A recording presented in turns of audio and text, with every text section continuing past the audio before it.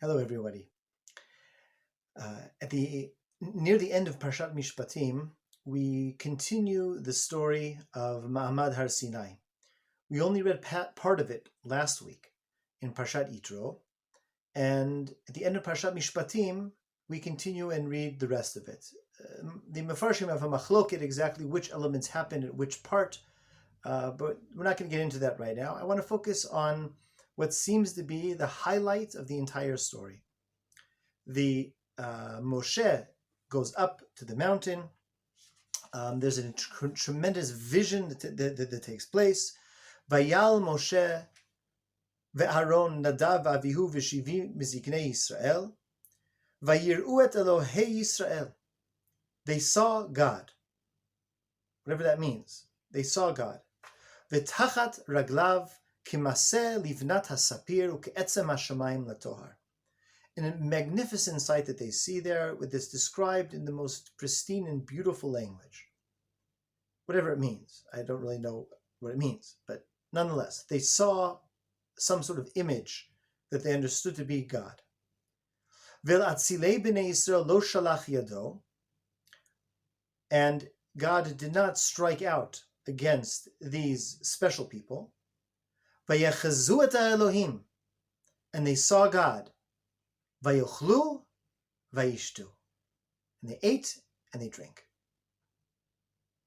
I couldn't possibly imagine a more anticlimactic phrase than the final two words. They ate and they drank. Vayochlu, vayishtu. We're talking about a group of people that are actually experiencing God in the most intense manner that anyone has ever thought of. Who knows if it's even possible? We can't even describe what it means. And it all leads up to the final two words, Vayochlu, Vayishtu. What's going on here?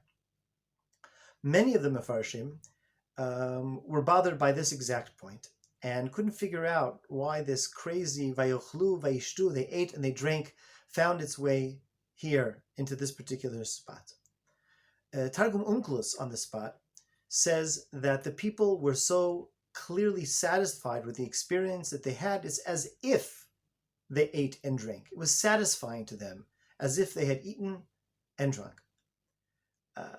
Obviously, that's a bit of it solves the theological question of what is the eating and drinking going on here? Why would they be eating and drinking?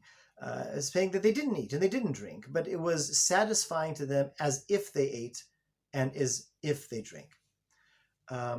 In a similar or in a manner, Rashi also did not look at the eating and drinking as a very positive thing at all. Rashi says that they experienced God through a lev gas, very, very coarse, a very uncouth manner. Through the eating and the drinking, and of course the Midrash Tanchuma, that this was their experience of God. In a similar manner, the Ibn Ezra quotes Rabbi Yehuda Levi as saying that the purpose of telling us Vayochlu, Vayishtu was to contrast this to the experience of Moshe Rabbeinu himself.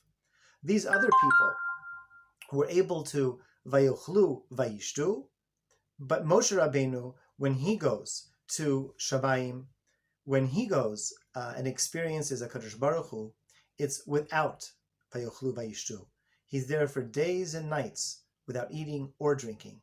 So the Vayichlu Vayishtu is sort of an asterisk. Yes, they experience God, but they're still eaters, they're still drinkers, they're still very, very firmly grounded in what's going on here in this world. The Ramban, on the other hand, seems to take a very different attitude towards this entire idea of Vayochlu Vayishtu.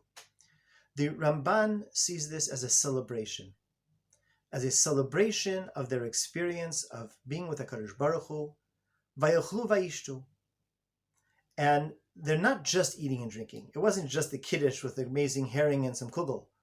What they were Vayochlu Vayishtu was the korbanot that they brought. The korban shlamim, as we're told in the previous psukim, that they brought two types of korbanot. They brought a korban olah and they brought a korban shlamim. A korban olah, and I know I'm a little bit ahead of time, we haven't yet gotten to Sefer Vayikra, But just as a general understanding of different types of korbanot, the korban olah is a type of korban that is done totally to God, is given to God, and the person who brings it gets nothing out of it. The korban shlamim is eaten by the people that bring it. But it's not just eaten.